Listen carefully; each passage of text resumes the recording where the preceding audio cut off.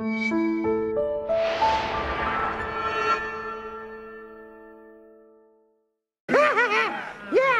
even now he sulks like Achilles in his tent. Achilles? It's the Iliad? Dun dun dun dun dun. It's Homer! Read a book! Today's Read a Book, I'm finally going to talk about the Teenage Mutant Ninja Turtles Ultimate Visual History, which I have already talked about. Well, I'll tell you, Aaron. Has that been there the whole time? It's been here this entire time. Wow. I have already talked about this so much during the show, I don't feel the need to even keep talking about it. No, there's plenty to say. This is just what it sounds like, and unlike the Turtle Power definitive history of the Ninja Turtles DVD, it is, or documentary, it does live up to its title. And frankly, I feel like this could have gotten away with definitive. You know, much more so than this anyway. All they need to do is change it to Origin. Yeah. That's all they have to do for that documentary. And the definitive is fun, because there's a lot of information there. Yeah. I will say that I just watched this again last night, and then I read this almost cover to cover today. It's a pretty quick read. I mean, it's a real thick thing, but it's a visual history, so it's got a lot of pictures, of course. And so, I mean, it's not like the text is all pointless and superfluous. It is a really good history, and you've been just dishing out facts and pretty comprehensive all day. Yeah, I'm so glad I read this the day we did the show, because a lot of this I will not remember in a week, I'm sure. I want to read that. Yeah, you definitely should. You know, clearly. But anyway, so it's pretty comprehensive, even though there are bits I wish that we had time to delve into a little bit more. It goes more into 2 and 3, of course, than this does, because it barely touches them. There's still a little bit more I wish that we could have, you know, spent some time on. Did you learn anything from 2 and 3, like big stuff? Well, I mean, like nothing huge. Like I was saying earlier, I don't remember if this was on camera or not, but it was interesting to find out where the money went with 2 and 3, especially with 2, where it was like the first movie was, and I want to say it was Eastman who was interviewed and was befuddled by the changes they felt the need to make into, and I think the quote was, he said, they felt the need to try to fix things that weren't broken.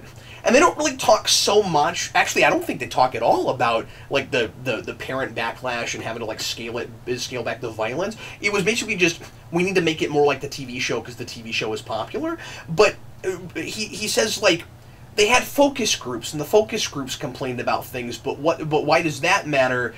The movie broke records. I don't know if you know this. 1990 broke records that opening weekend, and it made like $100 million or over $100 million against like a $13 million budget. I mean, and that movie was supposed to cost like $9 million, and it got to 13. Like, it was over budget, but it was still this super small, as a lot of people know, you know, kind of B-movie type project, right?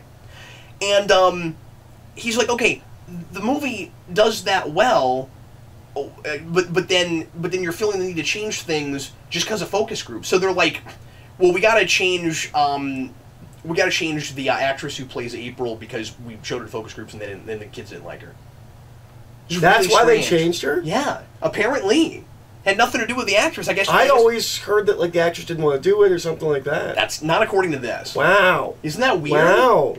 Yeah, so I don't know. I thought that was really strange. I always liked her when I was a kid. Eastman likes 3 more than 2, and I will never understand that. I get that in his mind it's less, it's sort of less cartoonish because they're not doing like the big mutates and things. And like in his they're mind, not babies. In his mind, it looks a little bit more like the comics and a little bit more like what they were doing before.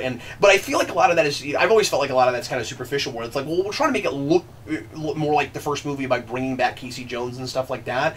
But it's still written kind of cartoony. They're Squidman in diapers. And the biggest issue with it, of course, is that they talk about this, is that they don't even bother bringing Jim Henson back, or bringing Jim Henson's company back. Oh, is that why they look so bad? That's why they look so bad. Oh, it's I didn't know that. Yeah, and I've always said it had to be. And I've had arguments with people about this. It's not the Henson company that did it. It was something about like where they were filming it and stuff, where they just didn't want to pay. Jim Henson's. Why does this happen to franchises? And where like they just keep the sequels keep doing really well, but we keep giving them less money. Isn't that weird? Why does this keep happening? And then why is anybody surprised at the studio that we went from 100-something million to 80 to no, it was well over 100. What am I talking about? To 80 to 40. Well, yes, of course.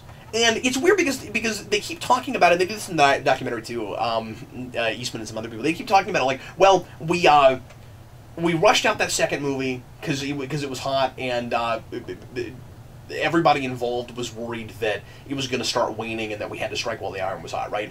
So you rush out that second movie for a year, and then it's like, we took a little bit of a breather, and we waited a year, and then we made another one. I would have waited like 2 or 3 years. But, again, I guess I understand that worry of, we didn't expect the Turtles to be popular past, like, 2 or 3 years of action figures.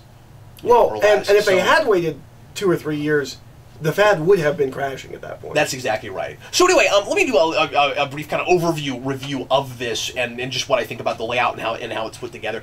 One of the things I really like about this is that, and I was telling Eric about this earlier, is that it kind of uses the comic books as like signposts for history, because of course that is a continuous thing that is almost always going on, and up until it goes to Image, it's all made by Mirage in-house, which is really impressive. I mean, it's this little house. Oh yeah, Image. Sorry. Well, and even the Archie comics, I don't know if you know that, are made at Mirage, published by Archie. Oh, that's really cool. Yeah, it's really cool. And it starts with like 6 or 7 guys. Eventually, I think there's maybe like 20 whole at if memory serves, at the peak of its of the popularity of the Turtles. But Mirage always remains a really small studio. Yeah, and they've got it's really interesting because so many of the people that I think work at Mirage come in and do Ninja Turtles comics. They're all really indie people. Like Jim Larson is it Jim Larson? Jim somebody. Yeah. Right. Jim what's his face. Yeah. Jim what's his face. Like he never broke out and became like it's not Image. It's not like. They got a lot of real good indie I've talent. never heard of any of these people. And they never like hit big and broke. I'm really, and I feel like some people are likely to read this book because I think it's fair to say that most Ninja Turtles fans are not comic book fans. Is that fair to say? I think that's totally fair. And that's nothing against anybody. It's just Ninja Turtles was popular as a different medium. As an extra comic medium before it was comics. So I think a lot of people don't even think of Ninja Turtles as a comic book property. I think a lot of people know it started there. But like we've talked about this. There was a time where it was a big deal for me to own any Ninja Turtles comics at all. It was hard to get your hands on them, and I just didn't think about Ninja Turtles in comics. It was like the first time I bought a Ninja Turtles comic, I was like, this is really surreal. I'm looking at Ninja Turtles in a comic book. Isn't that weird? So I feel like a lot of people that might be interested in looking at this book are likely to gloss over the comic book sections. And I think that's maybe a mistake if you want to get a really good sense of the comprehensive history of it, because so much of what's in a lot of the extra comic canon stuff is drawing from even really obscure things in the comics, and like I said, it just really tracks the history of it. There are little sections about certain bits of the comics that I would not have expected to be here. I'm surprised by how much it gets into the Image stuff, and I mean I learned a lot about that. I didn't know how long it went. 23 issues. I didn't know it was that long. Yeah, I think I knew that. I didn't know about all the physical changes they made to the Turtles. So like they mutilate the Turtles. Yeah. All but one. They do an episode number 3 where they go to a dark future and it's the Image. What? Where Raphael's Shredder and Donnie's dead. That's awesome. Yeah, it's in season 4. Yeah. Raphael ends up running the Foot Clan, which they kind of did in IDW with Leonardo, but as a brainwashing thing. I'm assuming Raphael was not brainwashed. No, I think he's just evil. I've never actually read those comics. I just know about Donatello, or one of them, is a cyborg, and then there's one with like a giant scar on his face. And isn't Raphael also missing his hand? One of them is missing a hand. One of them's missing a hand, yeah, but one of them it comes out unscathed. I think it's Michelangelo, I forget. One of them comes out unscathed. They said that the reason they did that was as a new way to more distinguish them physically. I want to read those. Let's just chop off parts of them. And that's Savage Dragon guy. That's Eric Larson. Yeah, and I'm assuming that that when they cross over, they're less crazy and ultra super violent in his initial crossovers. I don't know. They cross over really early with Savage Dragon, and then I guess Laird liked what he was doing, and so he let Image, make comics. But I want to read that stuff because it sounds like early 90s, almost like nonsense, crazy violence for the sake of violence, and I just got to see what that looks like. I really want to reprint it. I've sold some of it on eBay during a period where I wasn't collecting Ninja Turtles comics. I wish I kept it. I had Body Count at one point. I really want you to read Body Count. It's so nonsensical. But anyway, so there's a lot of I meant to say this earlier. There's a lot of stuff in this that is verbatim in this. So if you watch this and then read this well after that, it's good reinforcement because you get a lot of the same. A lot of the early stuff. The early day stuff, like when Eastman and Laird, how Eastman and Laird meet, and the fateful thing about Eastman finding a magazine with some of Laird's art in it and then calling him up and all of that. That's naturally, of course, in both. But even a lot of the details about how they work together and how they initially get things started, and then even things about like the guy from Surge Marketing that first gets the Turtles in front of Playmates and all of that. Some of it, is just word for word, and I wonder if... I doubt it was the same interviews. I mean, it's probably just people saying, the same things that they would be saying. But anyway, it was, I don't know, it was deja vu, some of it. But anyway, there are sections here and a lot of art and pictures of things that I have never seen before on every bit of it that you would want to see. So there's plenty. There's plenty about the stage show and even the more weird Do they talk about stuff. They talk about the movie, the awful one. The awful one. The VHS, the one you were going to make me watch for He Made Me Watch. Yeah, I just said the stage show. okay. Yeah. That's what I'm talking about. Coming out of the shells. Yeah. Yeah, coming out of the shells. Yeah. No, there's a whole section on that. That's great. That's in That's here. great. And then. There's a section on Next Mutation which I always think of as just this like weird last hurrah show that they didn't even try with, and I always think about it wrong because that's not how it happened. Next Mutation did really well. It was outperforming Power Rangers at the time. It was outperforming Beetleborgs, like all the other stuff Saban was doing. It was doing better then, and the only reason it didn't get a second season was because Eastman pulled the plug on it. And that is their breakup, right? Eastman, yeah, or was it Laird that pulled the plug on it? I would remember. Laird, I would think issues with Venus de Milo. Yeah, I forget how exactly that happened, but they just wouldn't let it continue. And Laird, yeah. So the Venus de Milo thing is the thing that breaks them up, and Laird was just like completely against any iteration of a female turtle. And just couldn't handle like how bad he thought that show was in the first place. And I mean, like it's terrible. And it's not even up to Power Rangers standards. Like you watch a Power Rangers episode, and almost anything that was right doing next better. to it. I feel like even as a kid, I got bored and stopped watching because I watched it when it launched. I was there when it dropped. I didn't know anybody who watched it past the pilot. I watched the first couple episodes. And not even all 5 of them. Like that was a 5-part pilot. I don't know.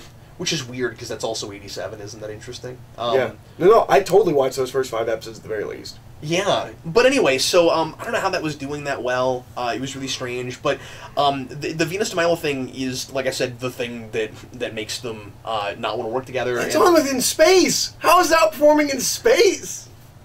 I don't know, because space is pretty good for Power Rangers. But anyway, and I never think of that as like the thing that killed Ninja Turtles, because in my mind it was kind of already dead.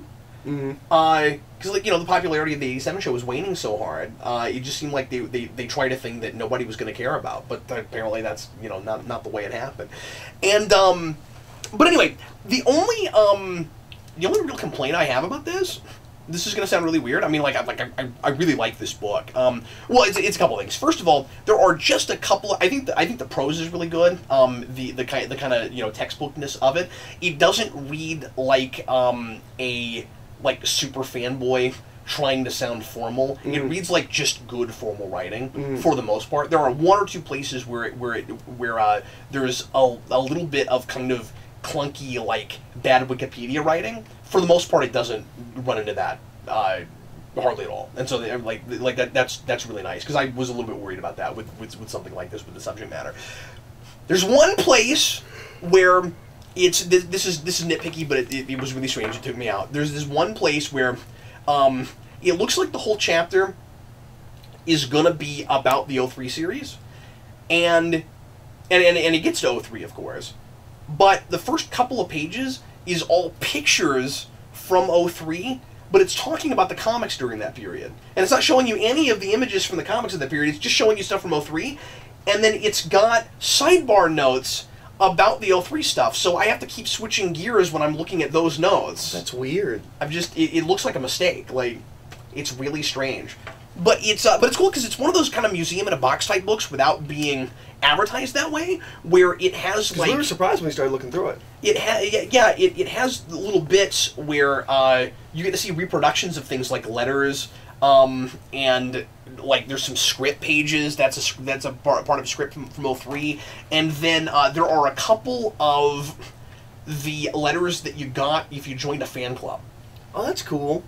That are in there, and I like the 87 one a lot because it's trying to remind kids to like be good and listen to their parents.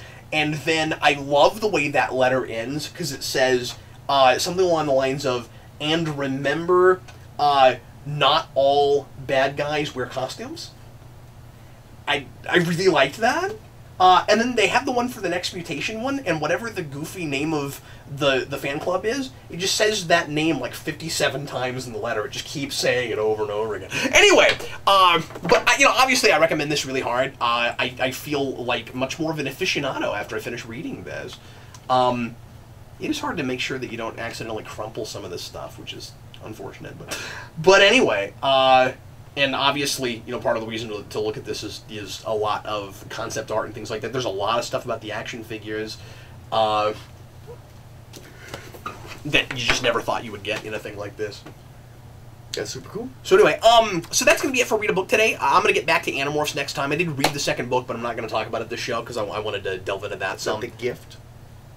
It's, The Visitor. The Visitor. The Visitor, yeah. So we'll talk about the Rachel driven. It was the first one's The Gift, cat. isn't it? Or is it The Invasion? No, that's Invasion. You're thinking of a thing that's not even a regular book. It's